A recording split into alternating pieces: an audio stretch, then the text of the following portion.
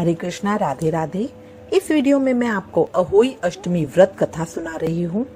इस वीडियो में आपको 2 अहोई की व्रत कथा, एक गणेश जी की कथा और फिर अहोई अष्टमी की आरती सुनाऊंगी। सबसे पहली कथा है हमारे सेठ सेठानी की। किसी नगर में एक साहूकार रहता था। उसके 7 पुत्र थे। एक दिन साहूकार की पत्नी खदान में मिट्टी खोदकर लाने के लिए गई। जो ही उसने मिट्टी खोदने के लिए कुदाल चलाई, त्यों ही उसमें रह रहे स्याहू के बच्चे प्रहार से आहत होकर मृत हो गए।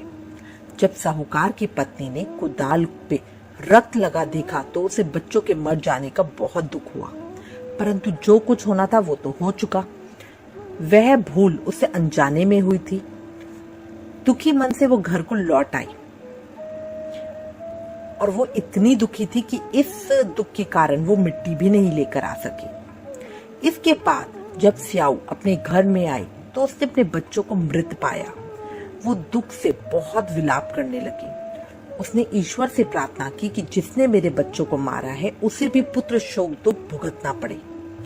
इधर स्याऊ के श्राप से 1 वर्ष के अंदर ही सेठानी के 7 पुत्र बारी बारी से काल के गाल में चले गए। इस प्रकार की घटना से सेठ सेठानी दोनों ही बहुत व्याकुल हो गए, बहुत शोक में आ गए। अब सेठ सेठानी ने निर्णय लिया कि वो किसी तीर्थ स्थान में जाकर अपने प्राणों का त्याग कर देंगे, और ऐसा मन में संकल्प करके सेठ सेठानी ने घर से पैदल ही तीर्थ यात्रा शुरू कर दी। उन लोगों को मार्ग में खाने पीने की कोई सुध नहीं थी। जब तक उन दोनों का शरीर पूर्ण रूप से चलने में असक्षम हो गया तब तक वो बराबर आगे बढ़ते रहे। जब वे चलने में बिल्कुल असमर्थ हो गए तो रास्ते में बेहोश होकर गिर गए। प्रायश्चित से हमें क्षमा जरूर मिलती है। उनकी ऐसी दशा को देखकर हमारे करुणा निधि भगवान को उन पे दया आ गई और उन्होंने आकाशवाणी की, हे सेठ, तेरी सेठानी ने मिट्टी खोदते समय अनजाने में ही स्याऊ के बच्चों को मार डाला। इसी कारण तुझे भी अपने बच्चों की मृत्यु का कष्ट झेलना पड़ा। भगवान ने फिर कहा, अब तुम दोनों अपने घर जाकर गाय की सेवा करो और अहोई अष्टमी आने पर विधि विधान पूर्वक प्रेम से अहोई माता की पूजा करो। सभी जीवों पर दया करो, किसी का बुरा मत करो। यदि तुम मेरे कहने के अनुसार करोगे तो तुम्हें संतान सुख अवश्य प्राप्त होगा। इस आकाशवाणी को सुनकर सेठ सेठानी को कुछ धीरज हुआ। वे दोनों भगवती का स्मरण करते हुए अपने घर की ओर चल पड़े। घर पहुंचकर इन दोनों ने आकाशवाणी के कहे अनुसार करना प्रारंभ किया। इसके साथ ही द्वेष, ईर्ष्या की भावना को छोड़कर सभी प्राणियों पर करुणा का भाव रखना शुरू कर दिया। भगवान की कृपा से सेठ सेठानी पुनः पुत्रवान होकर सभी सांसारिक सुखों का भोग करने लगे और अंत काल में भगवान के धाम में गमन किया। अब आपको दूसरी साहूकार की कथा सुनाते हैं। एक साहूकार के 7 बेटे, 7 बहुएं और 1 कन्या थी।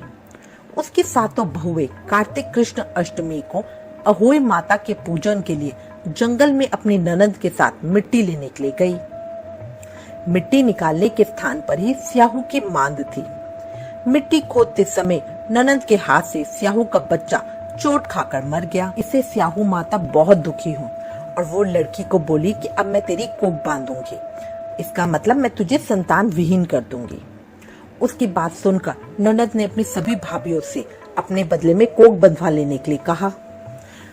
सभी ने मना कर दिया, परंतु छोटी भाभी ने कुछ सोचकर अपनी कोख बंधवाने के लिए हामी दे दी। स्याहू माता ने उस छोटी भाभी की कोख बांध दी। अब इसके बाद उस भाभी को जो भी संतान होती वो 7 दिन के बाद मर जाती। एक दिन उन्होंने पंडित जी को बुलाकर इसका कोई उपाय पूछा। पंडित जी ने उत्तर दिया, तुम काली गाय की पूजा किया करो। काली गाय स्याहू के रिश्ते में भैली लगती है, मतलब बहन लगती है। वह यदि तेरी कोख छोड़ दे तो तेरे बच्चे जीवित रह सकते हैं। पंडित जी की बात सुनकर छोटी बहू ने दूसरे दिन से ही काली गाय की सेवा करना शुरू कर दिया। वह प्रतिदिन बहुत सवेरे उठकर गाय का गोबर आदि साफ किया करती, नीचे से जमीन बुहारती, गाय के लिए ताजी घास रखती। गाय ने अपने मन में सोचा, ये कार्य कौन कर रहा है, आज इसका पता लगाऊंगी। सुबह सवेरे क्या देखती है कि उस स्थान पर साहूकार की बहू झाड़ू बुहारी करके सफाई कर रही है।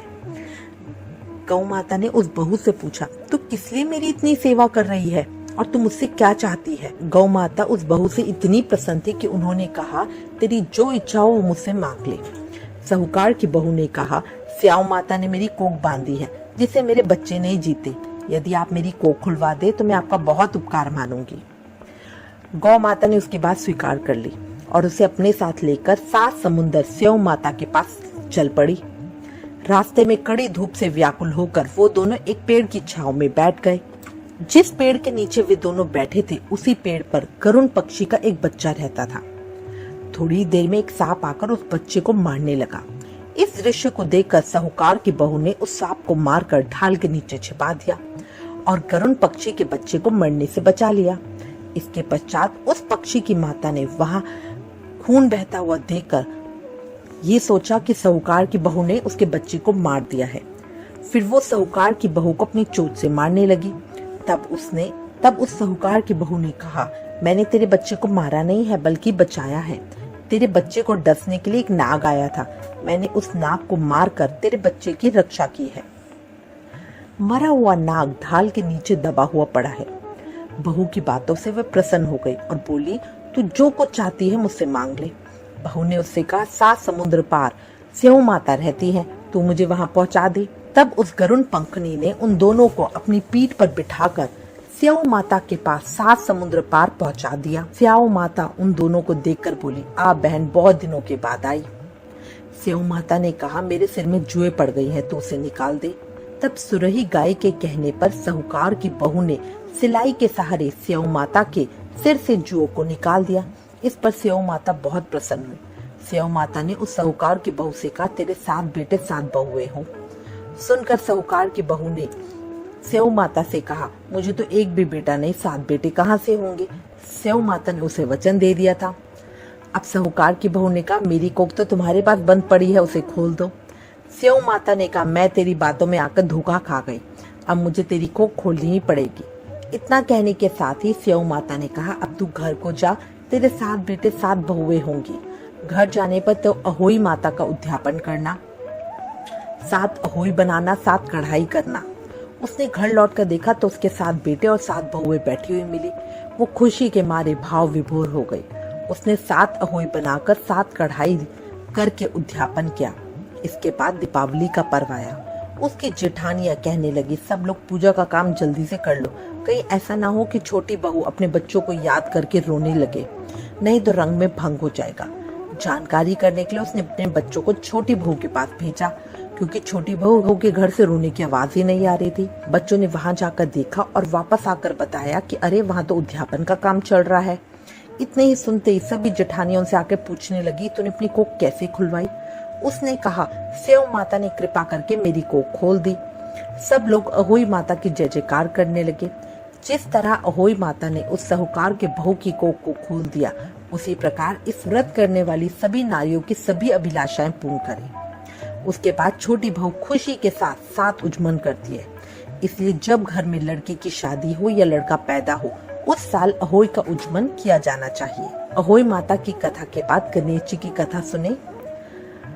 एक बात का ध्यान रखें, जब भी हम कोई व्रत कथा सुने उसके बाद गणेश जी की कथा जरूर करनी चाहिए, इससे व्रत का पूरा फल मिलता है। गणेश जी की कथा। एक बार गणेश जी एक लड़के का वेश धरकर नगर में घूमने लगे। उन्होंने अपने साथ में चुटकी भर चावल और चुल्लू भर दूध ले लिया। नगर में घूमते घूमते जो मिलता उससे कहते, मेरा खीर बना दो, मेरी खीर बना दो। और ये देखकर लोग बहुत हंसते। बहुत समय तक वो घूमते रहे मगर कोई खीर बनाने को तैयार नहीं हुआ। किसी ने ये भी समझाया कि इतने से सामान से खीर नहीं बनती, पर गणेश जी तो खीर बनवानी ही थी। अंत में एक गरीब बुढ़िया अम्मा ने उनसे कहा, चल बेटा, तू कितनी देर से घूम रहा है, चल मैं ही तेरी खीर बना देती हूँ। गणेश जी उसके साथ चल दिए। बूढ़ी अम्मा एक छोटी सी कटोरी लाई और बोली, इसी में दूध और इसी में चावल डाल दे। गणेश जी रूपी लड़के ने बोला, नहीं अम्मा, एक बड़ा सा भगोना, एक बड़ी सी परात ला। बुढ़िया अंदर से कहे हुए बर्तन ले आई। गणेश जी ने चम्मच का दूध जैसे ही भगोने में डाला, पूरा भगोना दूध से भर गया। जैसे ही चुटके चुटके चावल परात में डाले, पूरी परात चावल से भर गई। बूढ़ी अम्मा को बहुत आश्चर्य हुआ, कुछ समझ नहीं आ रहा था। अब बूढ़ी अम्मा ने उन चावल और दूध को उबलने चढ़ा दिया। दूध में उफान रहा था, उसकी खुशबू चारों तरफ फैल रही थी। खीर की मीठी मीठी खुशबू के कारण अम्मा की बहू के मुंह में पानी आ गया और उसकी खीर खाने की बहुत इच्छा होने लगी। उसने एक कटोरी में खीर निकाली और दरवाजे के पीछे बैठकर बोली, ले गणेश, तू भी खा, मैं भी खाऊं, और खीर खा ली। थोड़ी देर बाद खीर की पूरी तरह गाढ़ी हो जाने पर बूढ़ी अम्मा ने बाहर बैठे गणेश जी को आवाज लगाई, बेटा तेरी खीर तैयार हो गई, आजा खा ले। गणेश जी बोले, अम्मा तेरी बहू ने भोग लगाया है, मैंने तो उससे पहले ही खा ली थी, मेरा पेट तो भर गया, खीर तू गांव वालों को खिला दे। बूढ़ी अम्मा ने गांव वालों को निमंत्रण दिया। सब हंसने लगे। अम्मा के पास तो खुद खाने के लिए पैसे नहीं, पता नहीं हमें कैसे खिलाएगी। पर फिर भी सब आए। बूढ़ी अम्मा ने सबको पेट भर के खीर खिलाई।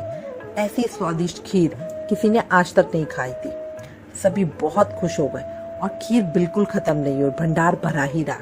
हे गणेश जी महाराज, जैसे खीर का भगोना भरा रहा, वैसे हमारे घर के भंडारे भी सदा भरे रखना। बोलो गणेश जी महाराज की जय। अब अहोई माता की आरती करें। जय अहोई माता मैया, जय अहोई माता, तुमको निश दिन ध्यावत, मैया जी को सदा मनावत, हर विष्णु विधाता, ओम जय अहोई माता। ब्रह्मानी रुद्रानी कमला, तू ही जग माता, मैया तू ही जग माता, सूर्य चंद्रमा ध्यावत, नारद ऋषि गाता, ओम जय अहोई माता। मात रूप निरंजन, सुख संपत्ति दाता, मैया सुख संपत्ति दाता, जो कोई तुमको ध्यावत, मैया जी को सदा मनावत, नित मंगल पाता, ओम जय अहोई माता। तू ही है पाताल बसंती, तू ही शुभ दाता, मैया तू ही शुभ दाता, कर्म प्रभाव प्रकाशक, जग निधि से त्राता, ओम जय अहोई माता। जिस घर थारो वासा, ताही में गुण आता, मैया ताही में गुण आता, कर सके सोई कर ले, मन नहीं धड़काता, ओम जय अहोई माता। तुम बिन सुख न होवे, पुत्र न कोई पाता, मैया पुत्र न कोई पाता, खान पान का वैभव सब तुमसे आता, ओम जय अहोई माता। शुभ गुण सुंदर युक्ता, शीर निधि जाता, मैया शीर निधि जाता, रतन चतुर्दश तो को कोई नहीं पाता, ओम जय अहोई माता। श्री अहोई माँ की आरती जो कोई जन गाता, मैया प्रेम सहित गाता, और उमंग अति उपजे, पाप उतर जाता, ओम जय अहोई माता। बोलो अहोई मैया की जय। मैं उम्मीद करती हूँ इस वीडियो में दी गई कथाएं आपको अच्छी लगी होगी। इससे रिलेटेड अगर आपके पास कोई भी कमेंट या सजेशन है तो प्लीज हमें लिखें। ज्ञान बांटने से बढ़ता है, इसलिए इस वीडियो को ज्यादा से ज्यादा शेयर करें। Please like, share and subscribe. Thank you. Hare Krishna.